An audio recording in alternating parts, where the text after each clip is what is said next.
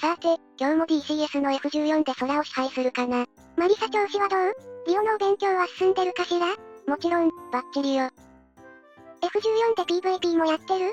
それね、実はかなり PVP サーバで戦ってるけど、まだ、なかなかキル取れない現状だよ。けど、惜しいショットが何度もあり、撃墜できそうで撃墜できない印象かな。まあ、そんなところよね。でも、惜しいショットが増えていることは、成長、進化してる証拠よ。それは実感してるんだけどね、なかなか結果が。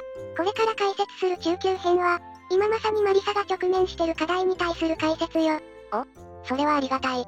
前回少しだけ話したミサイルの、ピットブル設定について解説するわよ。ピットブル？ああ、なんとなく知ってるよ。私が説明すると長いので、テキストで説明するわね。打ちっぱなし能力だと？ふむふむ。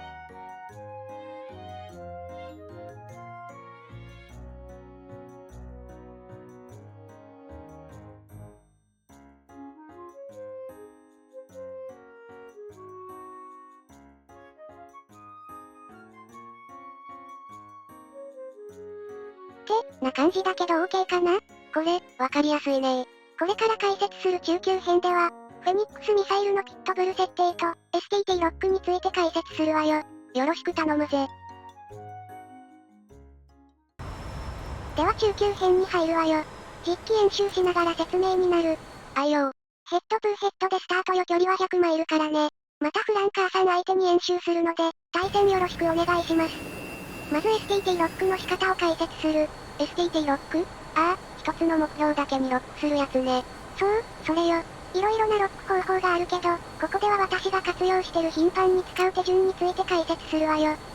DDD を直接 HCU で操作して、敵機を捕捉している箇所をクリックすればロック完了よ。まあ、やってみせた方がわかりやすいわね。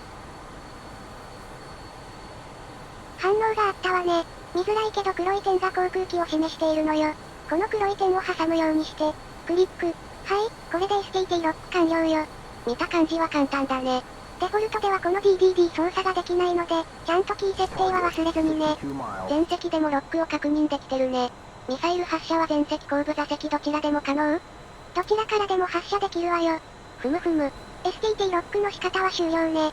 次は先ほど話したミサイルのピットブル調整に伴う、実際のミサイル起動や動作を解説するよ。一旦 STT ロックは解除して TWS ロックに切り替える。発射条件は上記でピットブル設定を、デフォの10マイルと6マイルに変えた条件を動画で比較するわよ。まずはピットブル設定が10マイルの動画から始めるね。54マイルなので FOX3。マリサついてきてる？大丈夫？ああ、大丈夫だよ。ちょっとポケットしてた。何しろ長い動画になってるから仕方ないわよね。休憩しながら見ていただけたら幸いだよ。早送りしてミサイルがピットブルになる前からスタート。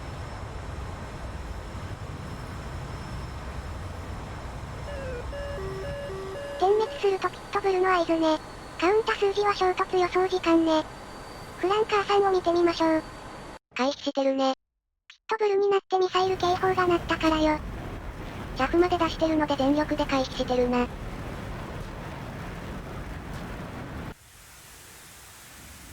発射条件をあえて悪くしてるのもあり、ミサイルは届きそうもないわね。一番近づいた距離が 4.7 マイルという結果よ。この発射条件でピットブル10マイルの場合、ミサイルの最接近が 4.7 マイルという結果ね。ところで、発射条件を悪くした理由でもあるのか？もちろんあるわよ。この後説明するわね。さて、同じ発射条件を揃えて、今度はピットブル設定を6マイルにして発射するわよ。設定方法はこのスイッチを下げて、スモールにしてちょうだい。少し見づらいけどね。オッケーオッケーよ。さて、ぼちぼち発射距離まで来たわね。54マイルなので FOX3。またカットして、ピットブル直前まで飛ばすわよ。了解。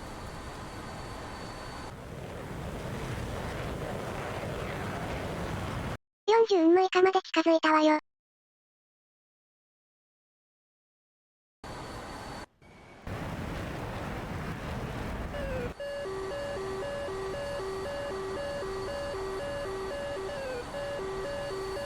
さっきは30で点滅してピットブルになったけど今回はならないね。だから敵がロックし続けてるから、こちらのレーダー警報が鳴ってるのよ。よく見てるじゃないでも、そろそろピットブルになるわよ。あ、警報やんだ。点滅していないけど、多分ピットブルになったわよ。その証拠に回避起動してるわよ。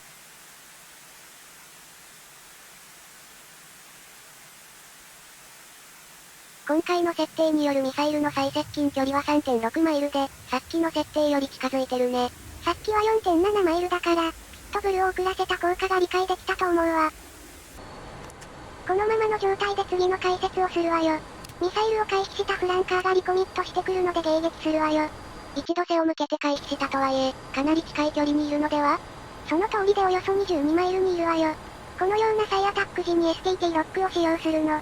DDD パネル操作に切り替えて、レーダーの向きを敵に調整して照射する必要があるわ。これは忙しそうだな。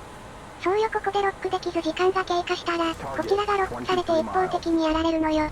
しこいて死に物狂いで操作してるのよ。思っている以上にリオは忙しいの。そうか。なんかすまん。そんなことよりこの場合はパイロット側で、ミサイルの発射タイミングを決断する必要があるわ。了解。でも、圧倒的にこちらが有利な状況なので、割と適当に発射しても勝てるわよ。え？それはなんで？私たちと、敵の高度や速度を比較すれば一目瞭然よ。敵は低高度で低速な状態。時期の速度や高度計を見て。あ、高度27000フィートでマッハ 1.0 以上出てる。そういうことよ。フェニックスを回避するため、敵は必ず運動エネルギーを失うの。この条件ならやれそうだフォックス3。STT ロックでもピットブルの距離に入ったら回避に入って OK よ。了解。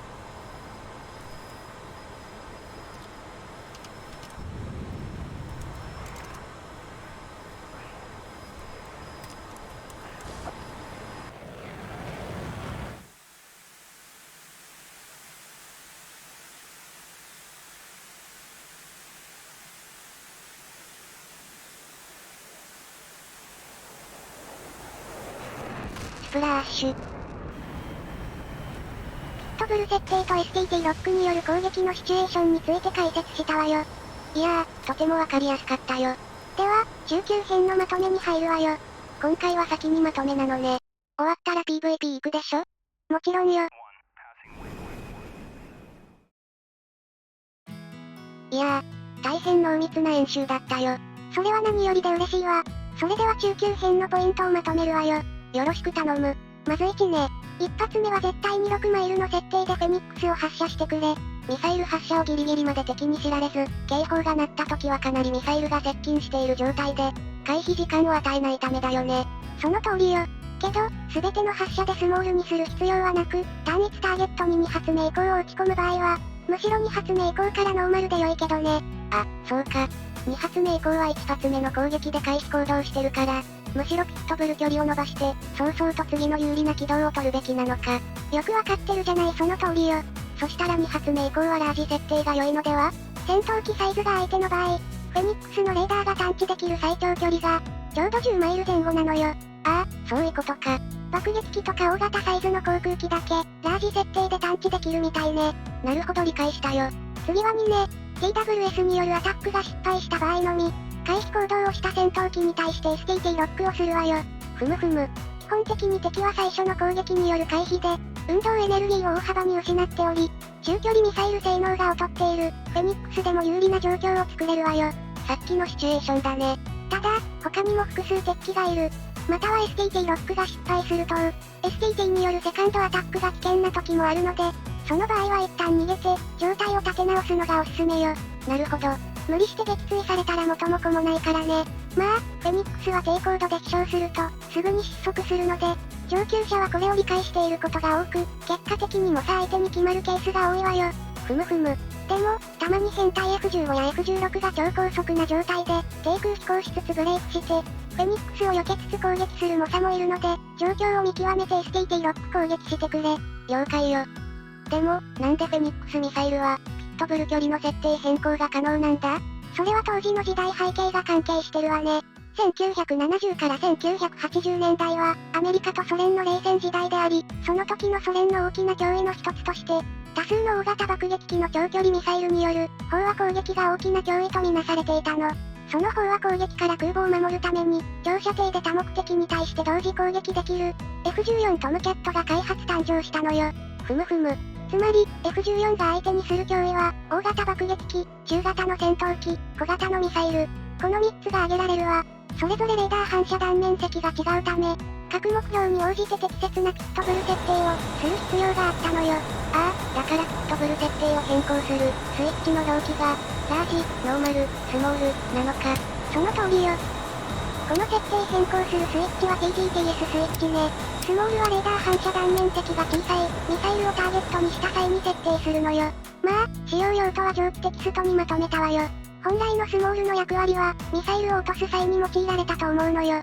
例えばラージや、ノーマルの設定で、敵ミサイルをロックして落とそうとしても、10、13マイルでミサイルがアクティブに切り替わるも、レーダー反射断面積の小さいミサイルに対して、フェニックスミサイルが捕捉しきれず、結果的に当たらない現象が出てしまうのでしょうね。なるほどなぁ。私の場合は、このスモール設定を、敵の戦闘機に対しても利用する戦略なのよ。フェニックスが6マイルでピットブルになる。つまり、敵のミサイル警報が鳴り出すのが、ノーマルや、ラージ、の時よりも、かなり近づいてから警報が鳴るわけだね。その通りよ。まあ、端的に言うとスモール設定にすれば、ミサイルに気づくのが遅れてしまって、敵の回避時間が少なくなるってことよ。わかった？バッチリだよ。それでは中級のまとめを終了するわね。次は早速今得た知識を得て、PVP サーバで実践よ。オッケーオッケーよ。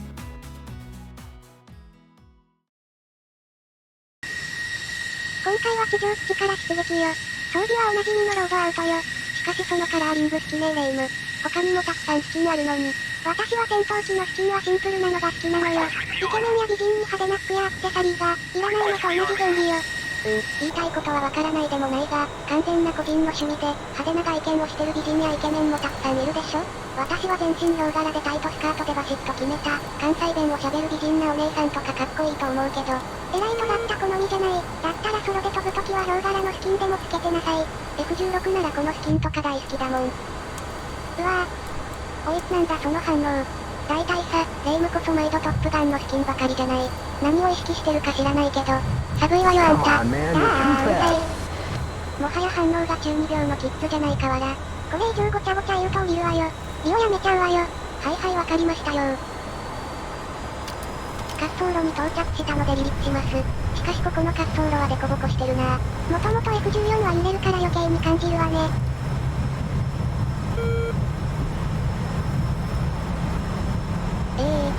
フラップ。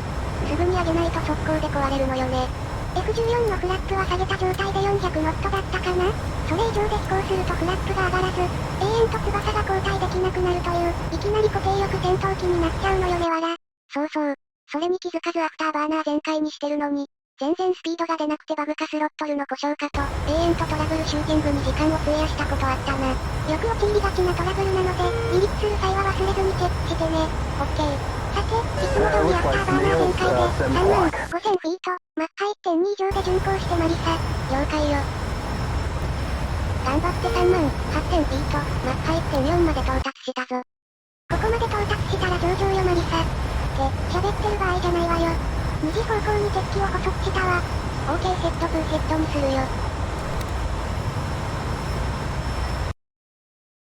間違いなく敵ね。あれ？見失ったかも。さっき RWS で捕捉した時は、90マイル前後だったからレーダーが捕捉できないこともよくあるわ。航空機のサイズにもよるけど最長で、F16 なら85マイル前後、フランカーなら95マイル前後で捕捉できるわよ。再捕捉できたみたいだね。バンディット12時方向距離70マイルホット。もう少しで TWS に切り替えてロックするわよ。このまま直進して、了解。TWS に切り替えたわよ。AWACS の情報だと敵は F16 ね。PVP 最強の F16 か。約70マイルでこちらに向かってきてるから攻撃する。ボックス3、70マイルで発射して当たるのか？現在マッハ 1.5 で3万8000フィートなので、この条件なら全然射程内よ。ぼちぼち2発目の発射かな？よくわかってるじゃないボックス3。ああ。やらかした。どうしたレイム？何かあったか？ミサイル発射に気を取られてピットブルの設定忘れてた。スモール6に設定しないとダメなのに、ノーマル10のまま。当たるのかそれ？当たるわよ。万が一外れたとしても、先ほど学んだ通り STT ロックでセカンドアタックで仕留めれば OK なのよ。ボックス3。無理やりすぎないか？敵は直進し続けてることからこちらを完全に捕捉はしてるわね。もう4発目を撃ち込むわよ。フォックス3。でも、回避起動はしてなさげだからミサイルの存在には気づいてない。TWS モードによる発射だから気づかないのよ。Alright, we've got mud right in front of us, 12 o'clock. 慌てることはないわよ。F16 だからどうせアムラームによる攻撃なので、20マイル以内に近づかない限りは全く問題ない。今から発射されたアムラームの運動エネルギーなんかが知れてるわ。ミサイルが接近してる。早いわね。とりあえず右へクランクしつつ加工して。レーダーロックだけ外さないよう気を大丈夫なのかこれ。落ち着いて。おそらくフェニックスに対抗して、ロックを外すための回避させる目的の捨てミサイルよ。今の段階で接近してるミサイルの運動エネルギーはかなり低い。数点と思われるので、加工しつつ左右にクランクして。了解。機関車で何発も発射されたら後続のミサイルが危険なので、ピットブルになり次第、ケツを向けて全力で逃げるわよ。了解よ。うわぁ、今の超音速状態での急旋回は気をつけて。暗い場合は嫌がない F14 は簡単に翼が折れるから少し黙っててくれ分かってるわよ。そんなヘマはしないし必要な指示だけしてくれ。ピットブルになったから全力で逃げるよ。OK とりあえずミサイルも回避したしあとは当たるのを祈るだけね。4発もぶち込んだからさすがにあの F16 はおしまいだろ。まあ見届けてやろうじゃない。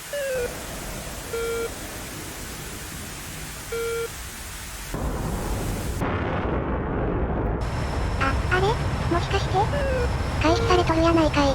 今の感じギリギリ避けられたみたいね。ピットブルの設定ミスが影響してるんじゃねえのか。それは否定できないわね。とりあえず STT ロックするからセカンドアタックよ。ロックしたわよ、ロックしたわよ。こうなったらぶちかましてやるわ。ワンオンワンだこの野郎。あれ15？ AWACS の情報だと F15 が捕捉されてる。ミサイルを発射するフォックス3。最初に好転したやつとは違う敵よ。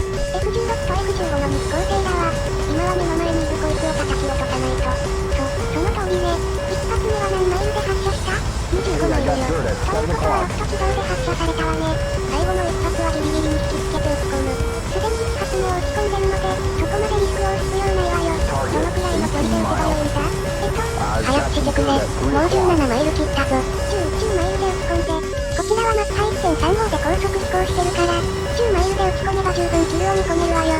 ミサイル発射後に急旋回したらギリギリ回避できると思う。了解。12マイル。11マイル。ミサイルよ。ボックス3。捕まってろ。ラブを放出する。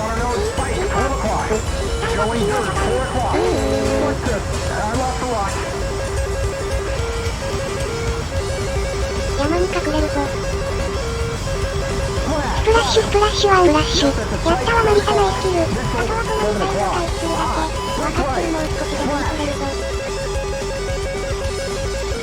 よし回避したぞ。見たか。どうでもいいけど、減速せず加速した方が良いわよマリサ。何言ってんだレイム。スロットルは全開。